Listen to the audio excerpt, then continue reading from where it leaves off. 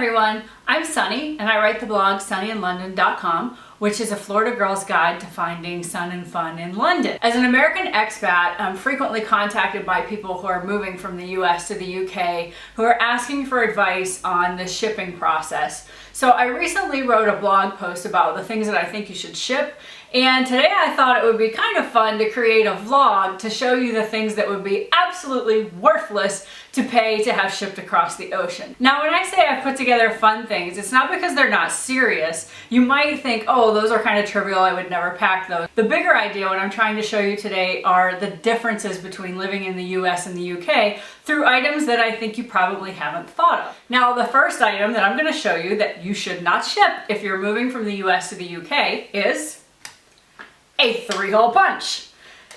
Yes, they have paper in the UK, but what you probably don't know is the paper here is different sizes. And quite honestly, I still don't understand how they size their paper. It's like A4, A3, A2. They don't use the terms 8.5 by 11, so I find it really confusing. The reason why you shouldn't bring your 3-hole punch is because here they use 2 holes. So your 3-hole punch, while it might be nice, you're not going to be able to put anything you poke holes in binders that you buy in the UK. So give that one to your friends in the office at your going away party. Like I said, they absolutely have paper in the UK, but one of the things I find really difficult in London is napkins. They really just don't sell them here. The only napkins I can find are in the party aisle, and they're decorative napkins, not things that you would use every day. I certainly don't want to wipe my face with Elsa from Frozen while I'm having a nice dinner in my home. So one of the things I would say to give away at a garage sale or to one of your friends is a napkin holder. This is not something you're going to use in the UK because they simply don't sell napkins that are this size at the quantity that we expect in the US. I spent most of my life living in Florida, but I did live in New York for 10 years, which means I became very fond of my coffee and bagels in the morning. That lifestyle I left in New York. If that's something you can't live without, your bagel and morning coffee, you might want to rethink your whole move to London because they don't have bagels here. Well, okay, so they have bagels, but a bagel shop is few and far between. I think I've been to one in the 3 years that I've lived here. So the next item I suggest that you leave behind is a bagel cutter.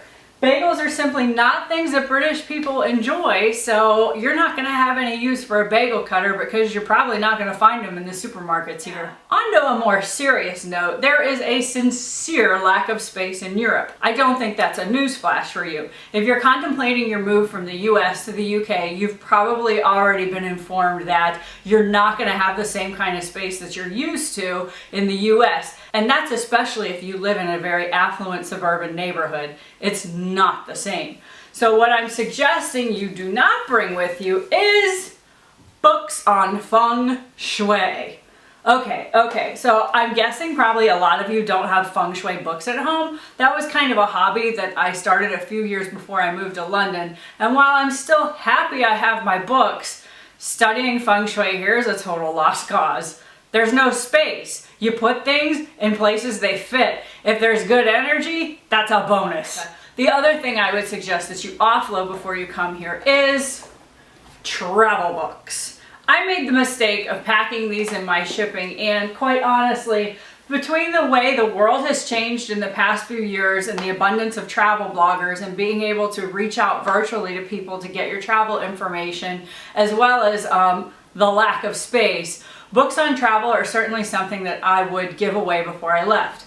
However, this sneaky copy of Merda is something I'm really happy that I brought. Now, for those of you that don't speak Italian, Merda is a real fancy swear word in that language. So if you have a book that you probably can't get and is pretty unique, that's something I would put in your boxes. So we're going to go back to the theme of lack of space and talk about our next object that I think you should leave behind, and that is decorative guest towels. The reason why I suggest that you leave these behind or give them to a family member or friend or sell them at a garage sale is because the bathrooms here are tiny. There's a ton of things that I could list to you about how bathrooms are different in the UK versus the US, but again, it's lack of space. One really cool thing that you'll probably have is a heated towel drying rack in your bathroom. They're sick. I love mine. However, there's not much room to put anything but maybe you and your spouse's towel on it. So an additional rack for guest towels, it ain't gonna happen. So you wanna leave these fancy guest towels at home, or perhaps only bring one set with you and give the rest away because they're simply just gonna take up space that you're not gonna have. It's not only paper that's sized differently in the UK, but it's also bed mattresses. What I mean by that is I currently have a set of queen size sheets from the US on a king size bed in the UK. So something you want to know is if you're going to pack all your sheet sets from the US, they're not going to be equivalent by name. So I have this pillow to represent the fact that you really need to think about the sheet sets that you're bringing to the UK. I do have a set of king size sheets from the US on a king size bed here. However, they really don't fit right. It's kind of obnoxious when we use them, but I do want 2 sets of sheets in the flat. So when the king size ones from the US are on the bed, it's a little bit of a nightmare because they're way too big. So now what I'm gonna do, friends, is I'm gonna hold this pillow up in front of the camera so I can do some fancy little editing of the things that are on the table behind me. Whew.